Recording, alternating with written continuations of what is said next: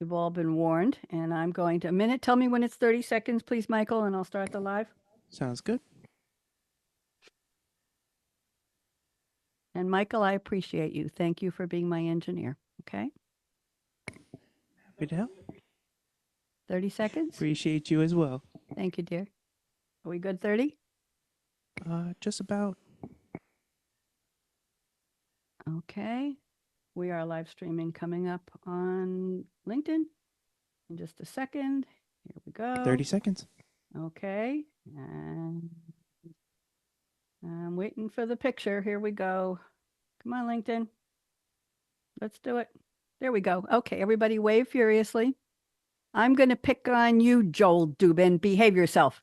Okay? I will. I will Oh. behave myself. Oh, he said okay. All right. It's hard. It's difficult, 10 but I will. seconds. That's why I picked on you. I wore Okay. a clean shirt today. I'm proud of that. Oh, okay. Can you get that feed? Have an awesome I'm the show. comedian here, Joel. Thank you. Let's do comedian. it. Send us the feed, Michael. Thank you. Dance with me.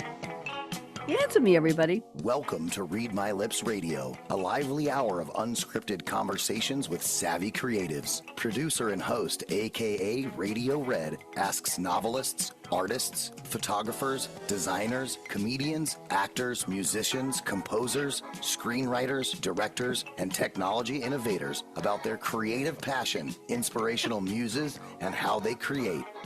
Ooh, how those lips can talk. Now, here's AKA Radio Red. Thank you to the wonderful voice who introduces me. Radio Red in the house. Happy to be here. It's Monday. Where else would I be at 5 p.m. Eastern? Thank you for joining us. I want my guests who have not been introduced, but you can see their names on the screen. Wave hello to LinkedIn. 2 hands for Facebook. I got 2 pages there. Wave hello to YouTube and wave hello silently to the Voice America Empowerment Channel. There we are. And thank you to my engineer, Michael at Voice America. So before we start, I need the 4 of you. We got a packed house today, full house. I wish I was playing cards and had a full house, but I don't even play cards, so I'm not sure what that means. Make the sign of the L, please. And you're going to, on the count of 3, you're going to follow with me and say, hello, L, L, L, just like that. That speed. 1, 2, 3. Hello, L, L, L. Oh my God. Michael, would you please write down that today, June 17th, this was the best, most in sync LLL panel I think I've ever had. You just moved up the leaderboard. Last week was tied for 2. We have a new winner.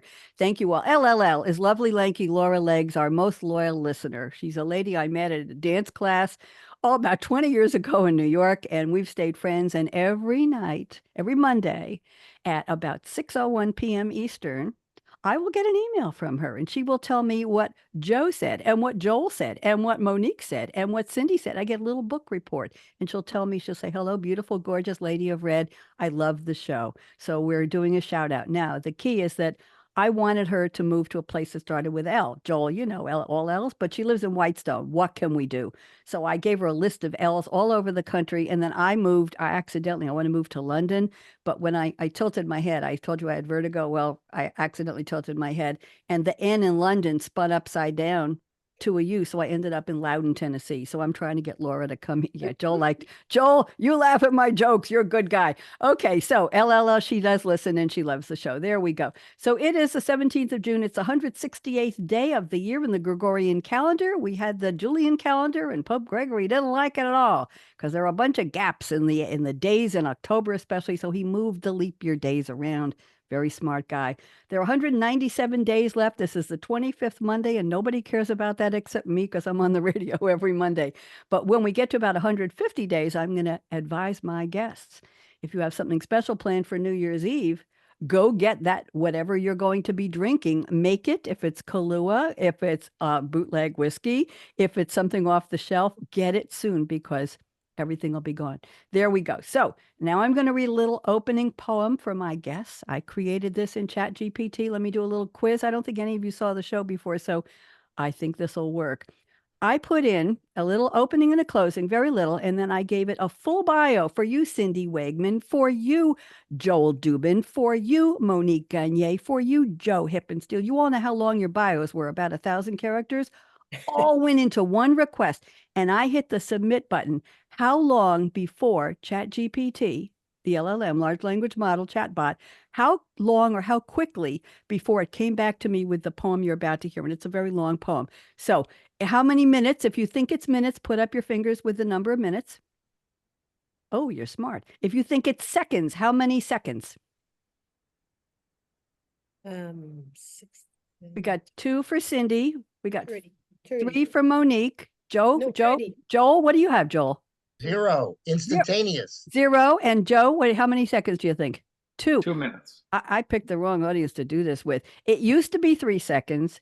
Then it was 2.25. And now, Joel, you're close. It's about 1 second because I hit the submit 1,000 and it's there. So we're going to go. I'll split it with you, Joel. I'll split it. So half a second. There we go. Thank you very much. But then I am the human in this negotiation, and I take longer than that because I go in and edit it and make it. It's really special. So here we go. Welcome to Read My Lips, where creativity flows with AKA Radio Red and her scarlet mic. The energy glows. Y'all see me glowing? On this episode, the languages of creativity we will explore with 4 inspiring guests, their stories, and much more. Cindy Wegman, wave hello, Cindy, has a tale of hope and light. Diagnosed with MS, she fought with all her might. A coach, a painter, healed from within. Her journey from trauma to wholeness gave life a new spin. Cindy, did you like that? I loved it. I Thank rent these out. We'll negotiate after the show. Joel Dubin, a cybersecurity sage, now pens his truth from dysfunctional companies to marriage's sweet tooth. A polyglot humorist, his wisdom he shares. In laughter and languages, his spirit soars and he cares. Joel, what'd you think? I love it. It's a nice synopsis of everything about There it. you go. There you go. Yeah. Monique Gagne, from fashion's vibrant scene to financial empowerment, her mission is keen. A software creator and mortgage pro wise, she teaches financial happiness to open young eyes. Monique, what'd you think? I just love it. I'm Really. glad. I'm glad. No pressure, Joe. You're next. Joe Hippensteel, a master of the human form. From decathlon dreams, his methods transform. With a book and a vision, pain he defeats. Ultimate human performance as the heart beats and beats. Joe, what'd you think? You're quite creative. It's awesome. Well, I have a partner in this. So join us today as we dive deep and see the languages of creativity, setting minds free. AKA Radio Red lets the conversations ignite on Read My Lips Radio in the live streaming light. Do we have a thumbs up for that? Did you like it? Thank you. I do rent the poems out, so we'll negotiate. The rates are variable depending on, I'm only teasing, but I have to try to be funny. See, the laughter is important to me. So let's go around the table, and I really appreciate how much you enjoyed that. So let's go around the table and find out a little more about each of you. Since there are 4 of you, keep it to just about 3 minutes tops. If you see me doing this, it means, okay, you're on the 10th page of your resume. Let's start to wrap it up. Cindy Wegman, I'm putting you on speaker view. I want to thank you so much for joining me. Cindy, can't wait to share you with my audience. Go ahead. I was raised in Idaho with a lot of mountains and streams, and I was a tomboy. I did a lot of fishing with my dad, and I learned to love nature during that time. I loved the colors, and I wanted the colors. I wanted them. I felt like they just were resonating with my soul. And as time went on, my husband and I, we were married, and at 24 years old, I was diagnosed with multiple sclerosis. And it was a very disheartening. I was so afraid for my family because the doctors gave me no hope. In fact, the doctor told me, you're going to possibly be in a wheelchair, and if the sun or the heat bothers you, just to stay inside. And I was a country girl. I was a outside girl. So that really disturbed me, possibly more than anything. But I was very sick. And so I turned to God and I prayed to him and asked him for wisdom and knowledge. And he did that. He helped me, and I did my own research. I found a doctor. The doctor's name was Dr. Sang Lee. He instructed me. He said, Cindy, build up your immune system. And that's what I did. I built up my immune system and I healed my genes. And he taught me about epigenetics, and I became well. It took me 10 years, and I struggled very, very hard with everything that went on, a lot of suffering, but I became completely well. And so I decided to become a life and relationship coach. I've done that for a lot of years, helping my clients. And I learned more from my clients than they ever learned from me. I learned why I got sick and how I got well. And so I wanted to share with others all about that and how to, and that's why I wrote my book. I'm Completely Healed, was so that I could share with others at a greater influence that that they could be healed and they didn't have to have autoimmune disease for the rest of their lives. Thank you, Cindy. I'm Mhm. grateful that you conquered this and that you're well. We all are. We're glad that you're here. Thank you so Thank much. you. We'll Thank talk you. about your art later, okay? Okay. Okay. Joel Dubin, you're up next. Yes. Are you behaving yourself? Are you going to behave yourself, Joel? I'm trying. It's difficult. Don't try too hard. It's more fun when people don't. Just you know what the limits are. Joel, welcome. Tell us who you Thank are. you. So I'm a retired cybersecurity consultant, and I like to also call myself an adult survivor of the corporate world. So for decades, I worked in various companies. I also consulted many companies around the world, and I'll explain how that links to my polyglot interest.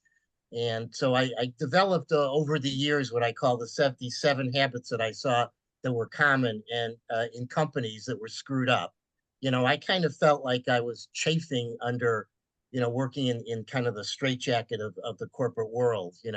And so when I had the opportunity to finally leave after a couple of decades, I did that. And I found that my book was a source of therapy for me to kind of get it all out and talk about the things that just annoyed me. I was always the guy that was the smart aleck that always had the stupid comment in the middle of a meeting. I was in a meeting, we were talking about some really idiotic policy, and I just blurted out in the middle, whoever wrote this, whatever they were smoking, they should share it with the rest of us because it must have been some pretty good stuff.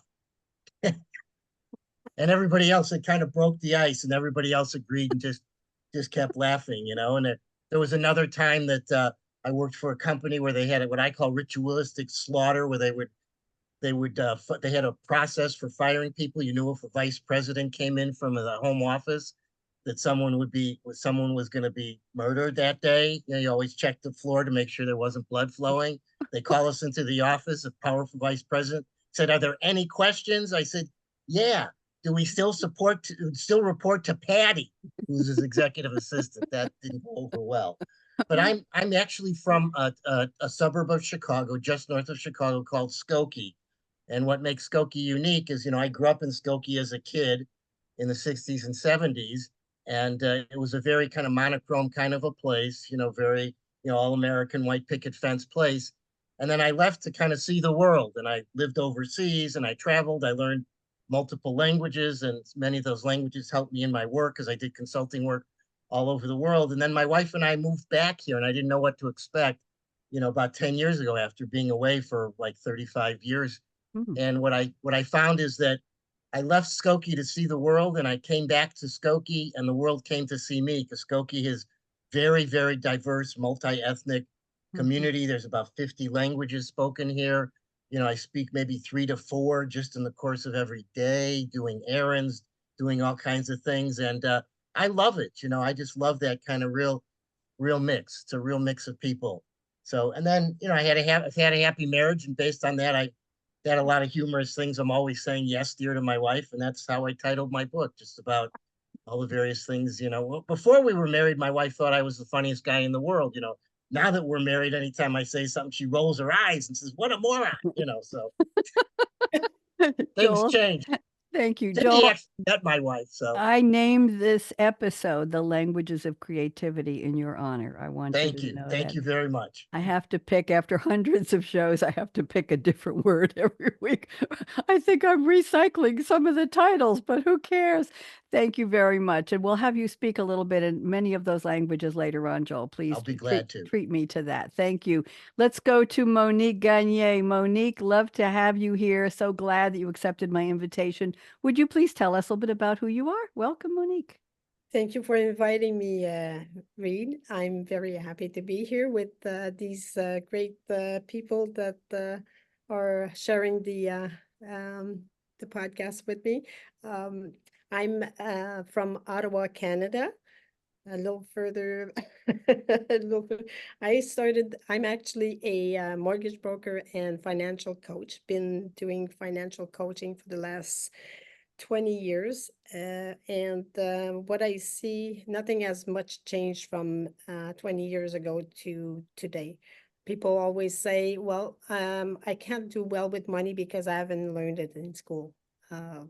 So my goal is today is to try to teach as young as possible the younger kids, so we can actually teach them how money works younger, so they don't have the excuse when they're older. I started my career as a as a fashion designer. Moved on to being in IT, and this is where I became known in finance, as because I had to take a course to be able to teach the financing and build the software. And I decided I love to do this, so I went to coaching and coaching instead. I've been coaching since, and what I wanted to do is try to let people understand that money is really just a tool. So it's the way that you actually handle money that it makes a difference. And in today's world, I think what happened is people started with credit cards, and credit cards, we have no value for it. And but we actually learned to have value for the paper.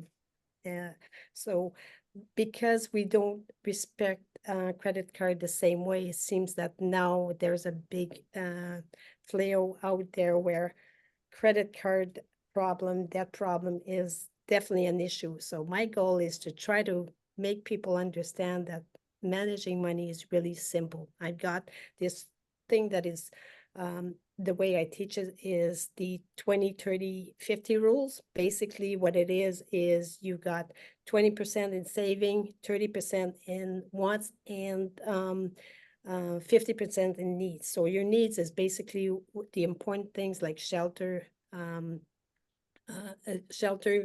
food, and clothing and transportation. Your wants is basically anything your heart desire. So if you have credit cards, well, that's part of your wants. It means that you actually took borrowed money to get your wants, meaning that you'll have to pay your bank instead of getting what you really want the next time. So I don't know if you like your bank that much to pay them interest instead of having the next thing. So I think what I'd like to do is teach the younger kids to be patient, okay? And when I'm teaching the power of money to them, teach them 4 things: dreams and goals, earn before spending, discipline of and patient, and the joy of giving back. Those are the 4 things that I think are very important.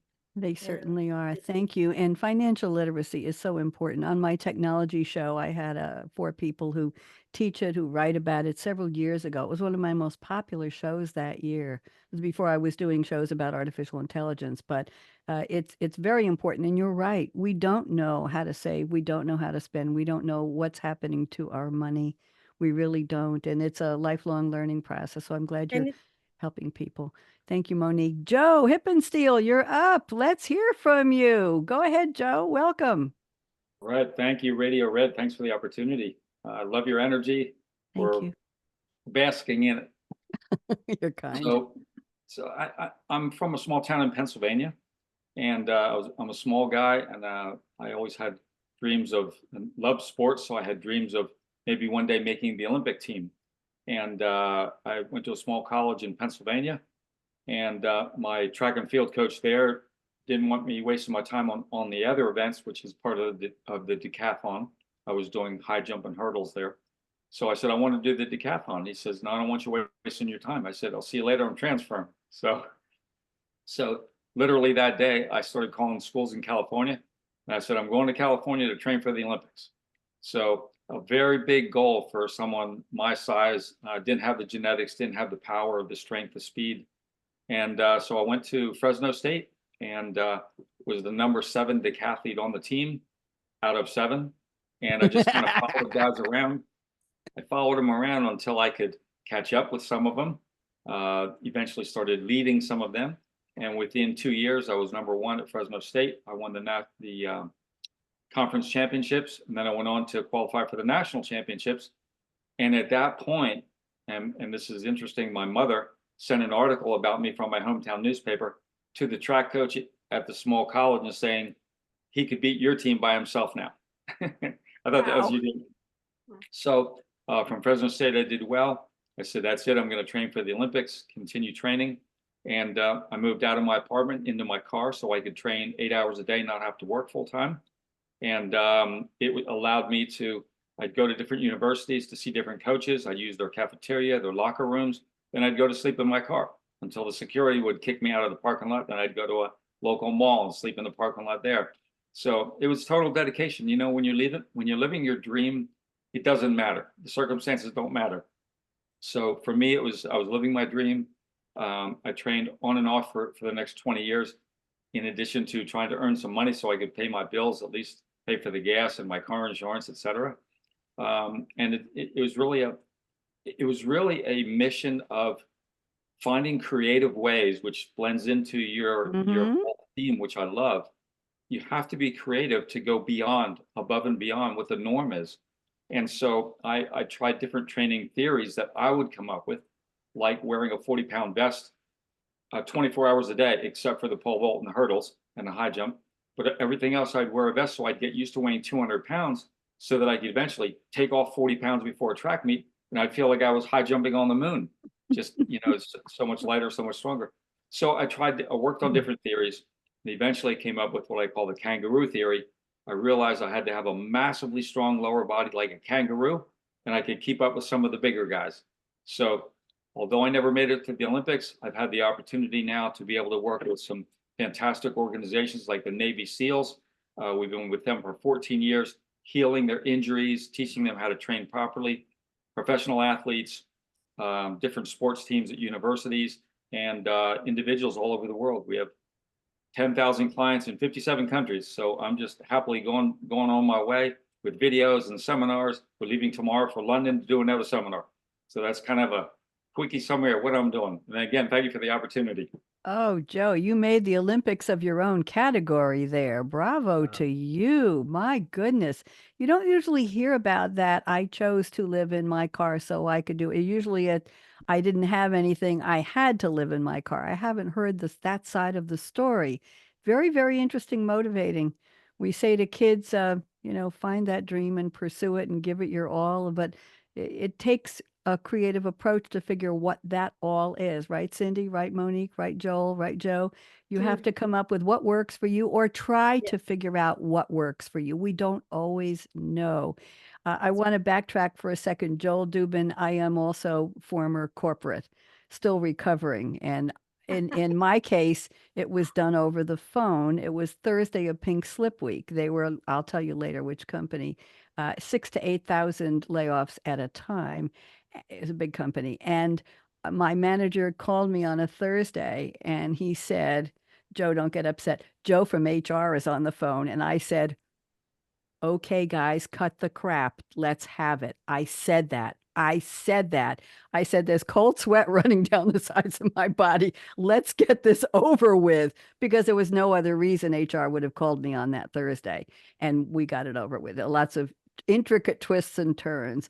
But I'll tell you the rest of the story later on. I don't want to get into it. But anyway, thank you all for the bios. Now let's have even more fun. And I love the stories. One of my joys in putting people together for this show, you all know at the summit, I don't say, oh, Cindy would be good with Joel and Monique would be good with Joe. And I say, okay, next date. Are you ready? Do you have it? Okay, good. Give me a phone number. Give me an email. You're in. Okay, June 17th. Great. And then I go to the next 4 or 5 or 10 or 20 people and I fill over 30 spots. That's how I do it. So I don't put people together because I think you'll like each other or you have similar stories. It's just, that's the way that cookie crumbled. Okay, so let's go to the opening quotes. I've asked each of you to send me a quote from a fictional character in a movie or a TV show or a song lyric. And let's take 2 minutes on this because we've got a lot to cover. We're almost halfway through and I'm loving the conversation so far. So Cindy Wegman has sent a quote, a beautiful lyric from The Hills Are Alive, the song we know from The Sound of Music, 1965. Wow. Musical drama film produced and directed by Robert Wise, starring Julie Andrews and Christopher Plummer, with people you may not even remember. Peggy Wood, I remember her, Charmaine Carr, L.R. Parker, Richard Hayden, adaptation of a 1959 stage musical composed by Richard Rogers with lyrics by Hammerstein, of course. Quickly, set in Salzburg, Austria, a fictional retelling of Maria von Trapp's experiences as a governess to 7 children, her eventual marriage with their father, Captain Georg von Trapp, and their escape in 1938. We won't get into the politics of that. So the line Cindy shows is, the hills are alive. I don't sing on the show, Cindy. It'll spoil everything. The hills are alive with the sound of music, with the song they have sung for 1,000 years. Cindy, 2 minutes. What does this have to do with your creativity? Go ahead. When I was diagnosed with MS, I was struggling, and it felt at times as I was drowning. And when I overcame, the 10 years that I went through the MS and I overcame, it was like coming out of drowning. And I felt so renewed. The colors in life even became more vivid. And the experience that my husband and I had with 2 of our granddaughters, they were 11 and 12 at the time, and we went on a horse packing trip with them. So we were all on our own horses. My husband was the lead horse, and my two granddaughters, they followed my husband, and then I was the last one. And as we were on the trail, and we're in the mountains of Idaho going to Boulder Lake, and there were boulders on that trail. My husband and I hadn't been on that particular trail before, so we didn't realize what it was about. But as we were going on it, it became really steep. And I don't particularly like heights, but we made it because the horses were very sure-footed. But as we were going up, and we were wondering how we were going to make it to the summit, and we made it, I heard my granddaughters burst out in song, "The hills are alive with the sound of music." And I was so excited. And so when I got to the top of that summit, I saw what they were seeing, and there was still dew on the grass and on these beautiful flowers that were scattered all through this green meadow. And my heart was just overjoyed with the sound of music. And it brought back a memory of when I had been sick, and that's how I felt, was the hills were alive with the sound of music. That is a beautiful story. Thank you for sharing. Somebody on my show last week picked another quote from The Sound of Music. Isn't that interesting? Haven't had quotes from that in a long, long time. Thank you, Cindy. Joel, I don't Here. sing, but I can do accents. So this is a quote from Don Corleone, played by the one and only Marlon Brando, The Godfather, 1972. It's an epic gangster film directed by who else? Francis Ford Coppola, who co-wrote the screenplay with Mario Puzo, based on Puzo's best-selling novel from 1969. Marlon Brando, Al Pacino, James Caan, Richard Castellano, Robert Duvall, Sterling Hayden, John Marley, Richard Conte, Diane Keaton. What a cast! The Godfather trilogy, chronicling the Corleone family under the Patriarch Vito from 1945 to 55, focuses this one on the transformation of his youngest son, Michael, played by Pacino, from reluctant family outsiders to a ruthless mafia boss. So here's the line we all know. Tell me how I'm doing with this one, Joel. "I'm gonna make him an offer he can't refuse." How is that, Joel? Well, I may be crazy and kinky, but I'm not criminal. So, but I think what I meant there in terms of my creativity is just persistence. I just stick with it, and I keep going no matter what. And I'm not afraid to exceed my boundaries and try something new. So when I say give them an offer can't refuse, people say no, I'm going to do it anyways, or try to do it anyways. You can't publish a book. Yeah, I got a book published. You can't do this, you can't do that, and I just keep at it. I keep my head down, and I keep at it. Working within that corporate world was stressful, and it was difficult. The last company I worked at was not a dysfunctional company, and they were very sad to see me go. And I had great bosses, and I had great coworkers, and there was great executive management there. But I just saw that I had to move out and spread my wings. And so I gave them an offer they can't refuse. I said, listen, I have to leave, and I have to move on. And I spent full time writing my most recent book, the 7 Habits of Highly Dysfunctional Companies. And so that's kind of where my creativity comes from. I don't see myself creative in the artistic sense. I see myself creative in being an out of the box thinker. I know that's straying off from the quote a little bit, but No, that's I think fine. I think you get the picture, and same thing with my other book, about my wife. I was always saying, yes, dear. And we made a lot of jokes, and I found a lot of people responded to things, and a lot of people saw some common funny things in marriages. And so, I wasn't sure about writing the book, but my wife is the one with the good ideas. She'll tell you that, not me. So, so I think it was her idea, not mine. And I was able to write that. I wrote that actually during COVID, during the lockdown. Good So, thing to do during COVID. By the way, Joel, I think there's another spin to that, but I was waiting for you to say whether I did a good Vito you did a Corleone. you did a great Vito Thank Corleone, you. We man. missed that. The Yeah, host yeah, wants a little pat on the back once in a while. yeah. But what I was going to say was we could flip it around and say, I'm going to make myself an offer I can't refuse. That's a good Right? way to look at it. Right, Cindy? Right? I'm going to get better, right, Joel? I'm going to Yeah. try out for the Olympics, right, Monique? I'm going to teach people how to manage their money. I can't refuse the offer of my wanting to succeed at this. Thank you, Joel, for letting me have complete poetic license there. Okay, let's go on. I'm looking at who have we got here? Monique, I'm looking at your quote. This is from Chris Gardner, played by Will Smith. The movie is The Pursuit of Happiness, spelled with a Y instead of an I in happiness. 2006 biographical film starring Will Smith as Chris Gardner, a homeless salesman, and his son in real life, Jaden Smith, co-stars as his son Christopher Jr., based on a best-selling memoir written by Gardner, with Quincy Troop based on Gardner's nearly one-year struggle being homeless. Interesting. Okay, and here is the quote. Don't ever let somebody tell you you can't do something, not even me. Monique, 2 minutes, go. Well, that's a good one because when I was young, I was always told I couldn't do something because I was small and it didn't really. So I always found ways to push myself. My mom was always behind me and told me that I could do this. I remember when I was young, I was really shy and couldn't even speak in front of people. And um, finally, I became a teacher, Microsoft certified engineer, taught with Bill Gates, and just continued pushing myself to making sure that I can do this. And so it doesn't matter if you're small or if you're. I have my oldest granddaughter. She's actually very petite, and she learned to overcome this with perfection, and she actually even made an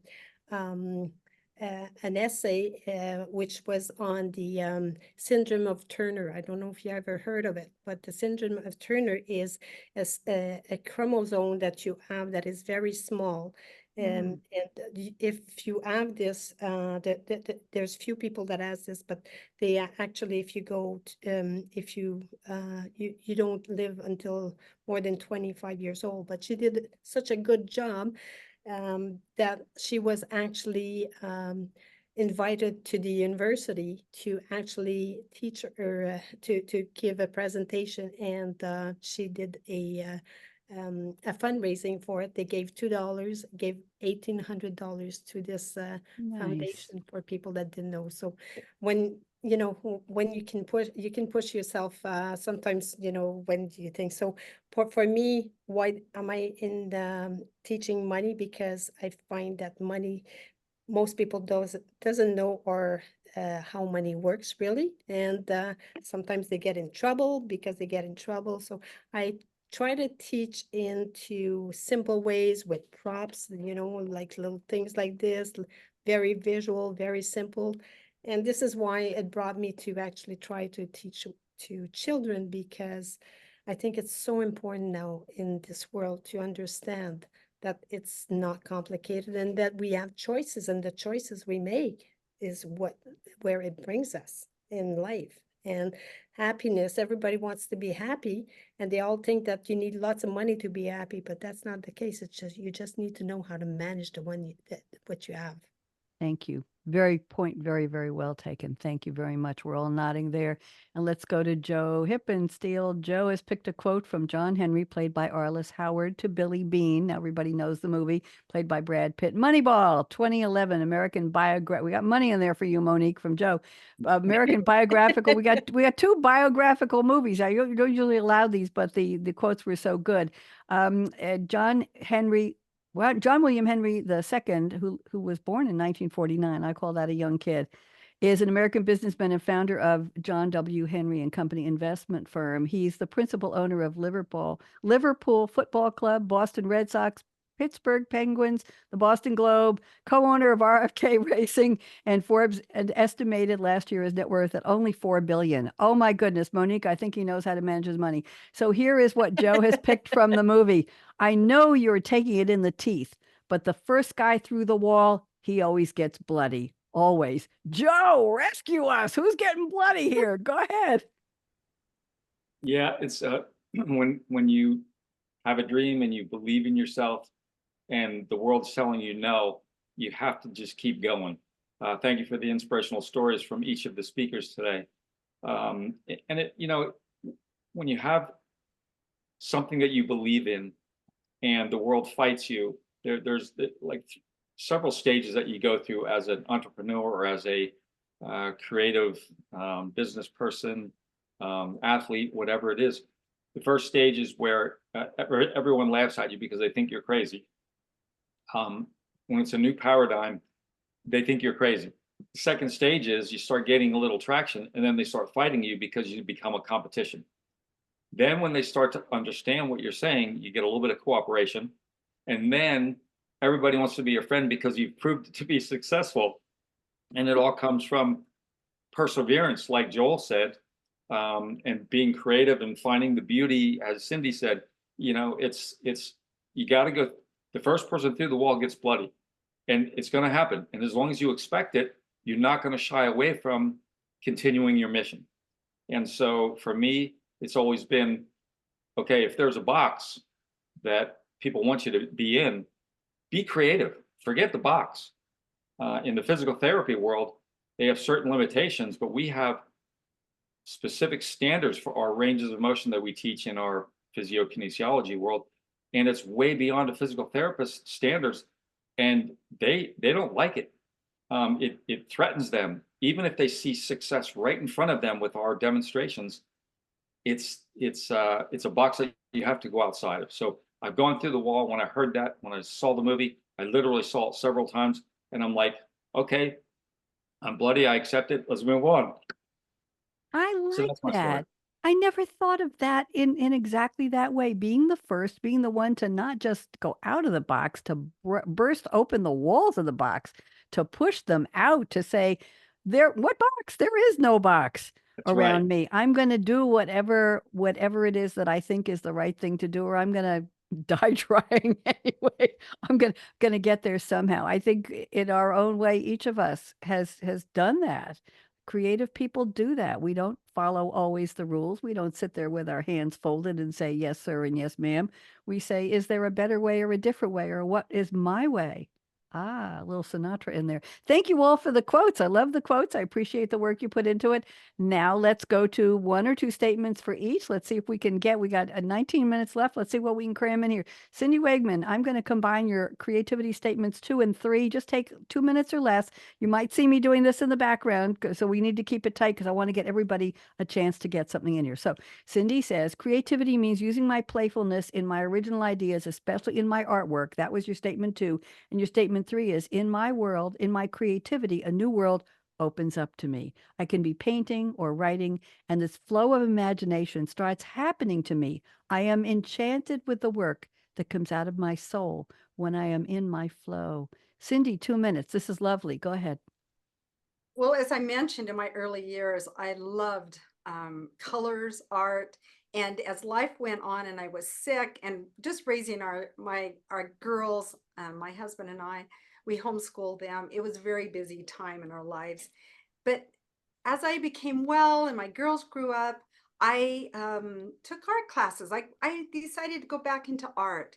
And that's what I did. And I found that it takes 10,000 hours, and this is what we've been talking about, to perfect a skill through intelligence and by practicing. And with art, I believe I did all of that. And for 18 years, I taught lessons, and I also enjoyed art to the fullest. That we have a ghost town that is maybe an hour and a half from us. It's called Silver City in Idaho, and it is the neatest. It's a ghost town that didn't burn down, and during its high time is like 1843 to year 1900. And I was able to paint on canvas those buildings, and I sold them in a shop there. And I also painted on canvas some of the houses that were restored for the homeowners. And it was one of the greatest things I ever did. I loved it. It was wonderful. So, and I've sold a lot of that art. And so it brings me a lot of excitement and fun to think that other people have my art in their home. That's lovely. And I want to read you a little statement I collected a while ago about the word flow state. Okay. Psychologist Mihaly Csikszentmihalyi, it's a 24 word letter word. Anyway, his 1990 book started the popular conversation about the phenomenon of flow state as a state of mind in which people can focus their brains, shut out distractions, and become much more productive. And I'll put into the chat for all of you because I can't pronounce the name. No disrespect intended. Thank you very much, Cindy. Joel, let's go to you. And I picked your statement number 1, and let's go with, yeah, now you have I've regrets. forgotten what I wrote. Well, that's because I'm going to read it to you, so it's Yeah. okay. I never say, what did you write, Joel? I wouldn't do that. I like you too much. You say, my humor writing is one way I express my creativity. There are enough business books out there to fill a warehouse, or 2 or 3 or 10, but nobody has written a funny anti-manual like mine that, if taken literally, will wreck your business.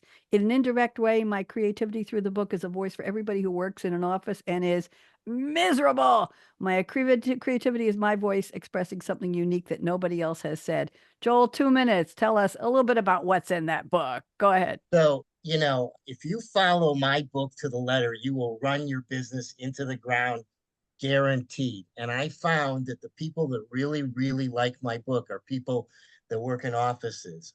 I've had a few executives look at it. One guy thought it was very, very funny. He was a former executive from a Fortune 500 company, just one of those coincidences. I happen to know him personally. And he said to me, it was very funny, but it seemed angry. And I thought, well, maybe that's it. Maybe I'm reflecting my own frustrations, that I had. But there, as I said, I think this book is really, really unique because there's all kinds of books out there that tell you this and that, and you got to do this and do this. And that's the other thing. I make fun of that. That every other week there's a new fad, and every other company, every other boss says, well, we're going to use this system and that system, and your head is spinning. And I have a whole chapter in there about how a lot of employees, you can tell a dysfunctional company, there's employees walking around with neck braces because they've got whiplash going from this way and that way. What did they say today? What did they say tomorrow? I don't know anymore. I can't, what business are we in? I couldn't tell you. It's, I think we're in the business of building bureaucracies and fighting corporate battles. I mean, I talk about knights in shining armor, and I honestly think there are executives in these companies, they have no concept of business. They're more interested in their personal feather bedding and creating their little empires, and they have no concept of what it is to build a business. I mean, there are hairdressers, taxi drivers, and lemonade stand people that know more about business than some business executives. Business executives, you put in a lemonade stand, they'd actually have to talk to people. They'd have to talk normal instead of corporate gobbledygook. They'd actually have to serve customers. I mean, God, heaven forbid. So there really is no other book like this. I mean, there is some business humor out there, but it's truly unique in that regard. Bold. That's kind of where my frustrations kind of came out. So it's funny that it was the executive that said that. And I'm kind of waiting for other executives. Some will probably get defenses. Oh, that's not our company. We aren't. Oh, like they that. know it. They know it is. Joel, would you send me an ebook, a copy of that, please? I'd love Yes, to read it. I guess I will. I'll send it to you. With all of my years of corporate, and I'll tell you a little history Oh, later. you'll But I don't love want it. to take up time. I will. And I think process nerds. I think they're process addicts where it's all right. Joe is nodding his head. Yeah, it's what process are we going to do today? And how can you fit 20 lines of text into a box that's a quarter of an inch high? And you have Yeah. to get the form and you have to, your KPIs, key performance indicators. Oh, I used to love KPIs. I used to promise I'd increase my radio listenership by 5% every year. I had no friggin' way to do that. You can't measure who's listening or not. Anyway, but I digress. I digress. We'll talk, Joel. So let's Okay. go to Monique. And Monique, your here's a statement you didn't tell us about, I don't think. You say, I've designed a board game that marries, we love marriages. We love weddings anyway, don't we, Joel? Marries financial literacy with fantasy. Well, every marriage wants to marry with fantasy. Making education an adventure. 2 minutes, Monique, go. 2 minutes, please. I completely forgot about the board game. Well, I didn't. Go ahead.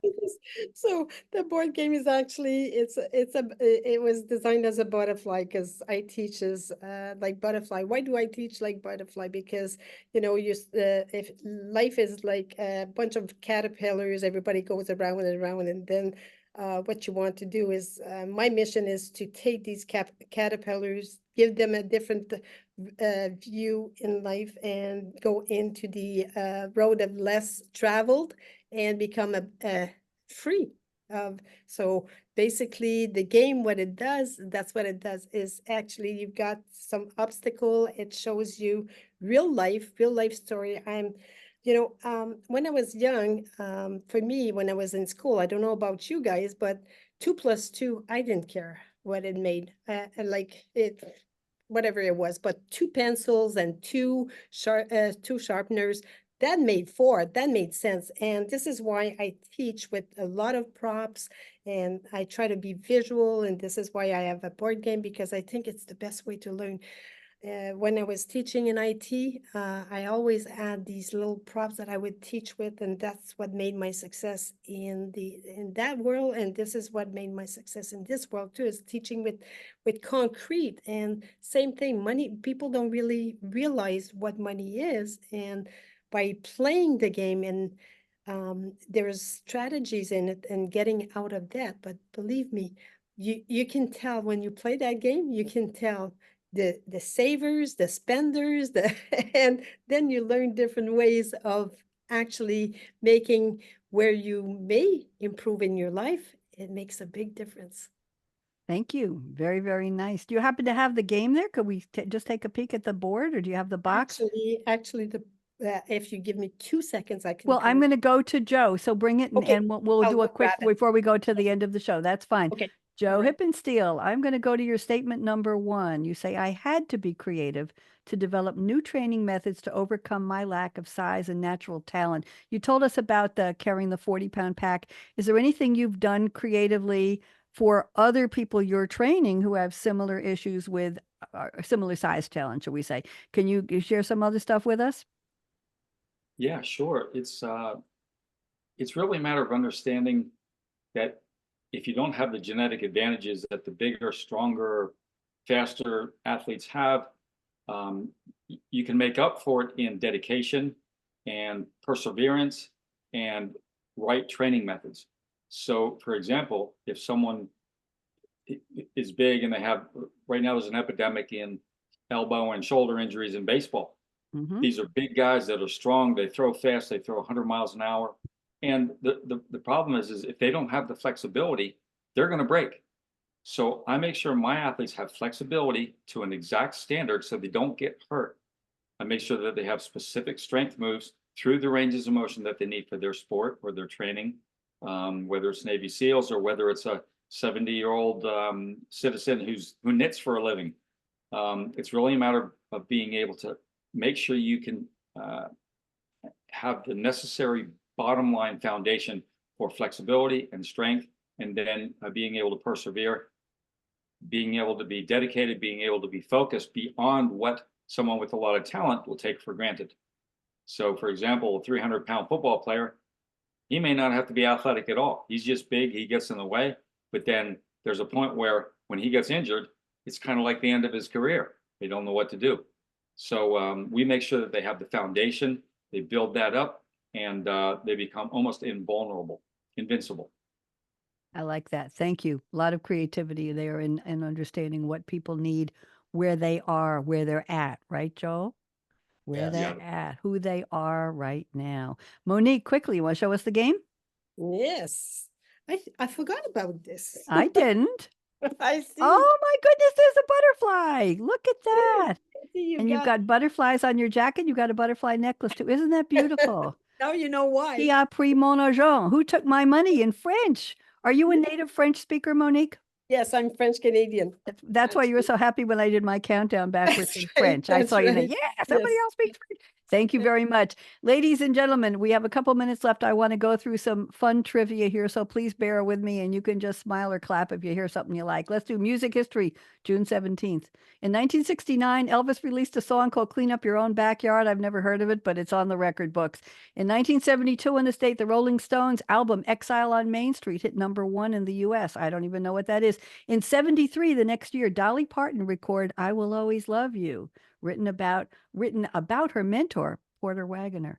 In 1978, Andy Gibbs' Shadow Dancing. I was teaching disco, and that was a good song, which he wrote with his brothers, the Bee Gees. It hit #1 in America.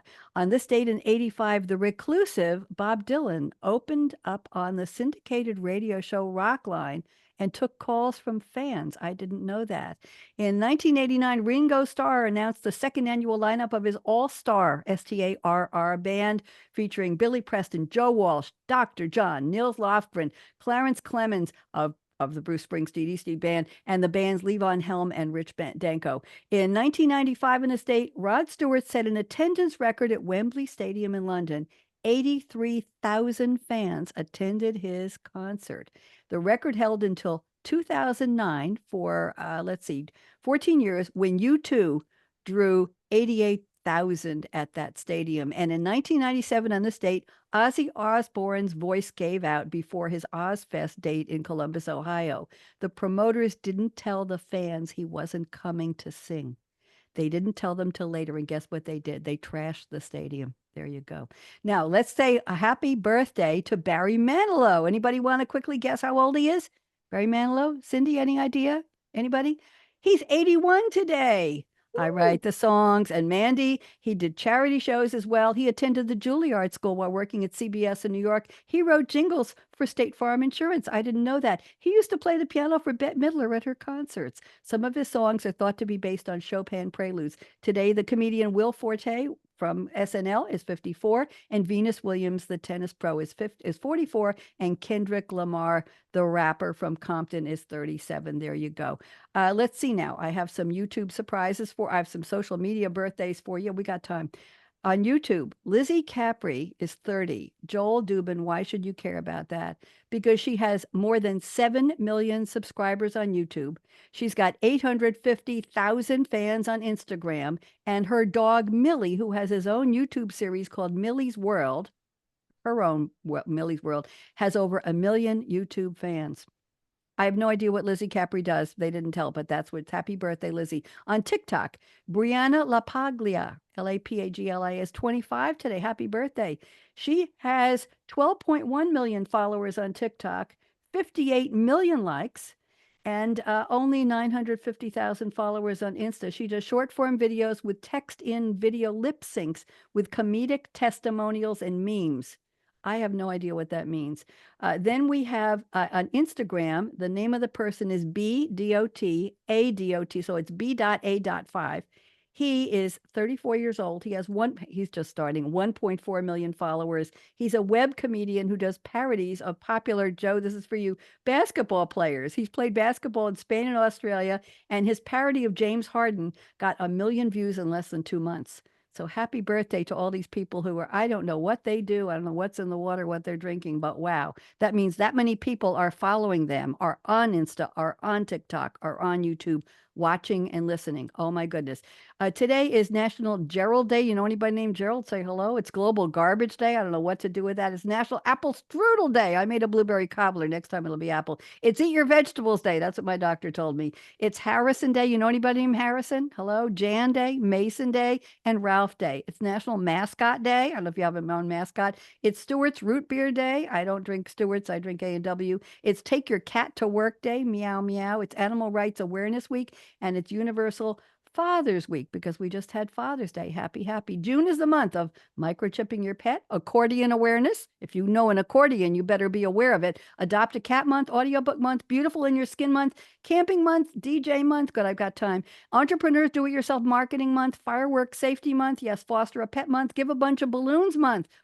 Up and away. Home Ownership Month, International Surf Music Month, National Rose Month, Oceans and Rivers Month, Perennial Gardening Month, Women's Golf Month, and Zoo and Aquarium Month. The foods of June are iced tea, it's a food, lemon, cucumber, mango, candy, it's a food, dairy, country cooking, it's a food, frozen yogurt, national fruits and vegetables, fresh, turkey lovers, and Georgia blueberries. There you go. In 2014, I used to close my show with the top 10 tips for women.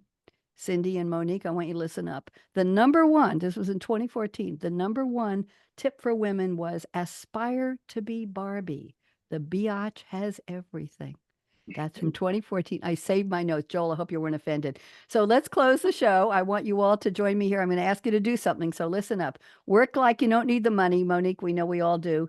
Dance. I'm sorry, I've started the wrong way. Life is short. Break the rules, right, Joel? Break the rules. Right. Forgive quickly? I don't think so. Kiss slowly? Yes, definitely. Love truly with your heart. Laugh uncontrollably. Join me for a 3-second laugh. Everybody, let it go. 1, 2, 3. Monique, let yourself go. Let's go there. Laugh uncontrollably and never, ever regret anything that made you smile. Here we go. Work like you don't need the money. Dance like no one's watching. When I was teaching disco in high heels in a tabletop for 250 students in a high school in Eugene, Oregon, they all watched. Trust me. No, I didn't fall. Sing like nobody's listening. I didn't sing today. And love like you've never been hurt because we all have. Let your heart regrow, regroup, regenerate, and love again. Money talks. Chocolate sings. And last but not least, I stole this line from a host many years ago. Thank you for turning me on. Radio Red signing off. Wave goodbye. Don't go away, guests. We're going to talk. Wave goodbye, LinkedIn. Wave goodbye, Facebook twice. Wave goodbye, YouTube. And wave goodbye, Voice America. Michael, are we out? Michael. We lost our engineer. Michael, are you there? Just keep waving. Michael. Okay, He's I'm going to laughing say, so hard he's off the mic. I know he's off the mic. Michael, are you still there? He's nowhere to be found. All right, I'm going to close out the social and I'm going to stop the recording. And I don't know what we're doing. Michael, Jordan, are you there? There's still 3 minutes, I think. No, 5:57 on the dot. Michael, come back. He's probably engineering another show. Anybody want to say any words of wisdom? Anybody have a closing here since we're still going strong here? Anybody have anything to say? Yes. Be Go. your dream. Be your dream. I like For sure. that. I like that. I like that. Yeah. And Monique, my suggestion for managing your money is do not sign up for an online Pilates class at 2 a.m. when you have insomnia, and only to find out that the company's in Cyprus and that it's an international transaction, and they automatically sign you up for renewal for 5 times the amount you're paying for 1 week, and then find out where to cancel it the next day. Michael, are you here? No, Michael. I'm just going to close down. Okay, I'm going to stop that. Bye, social. And I'm going to stop the recording.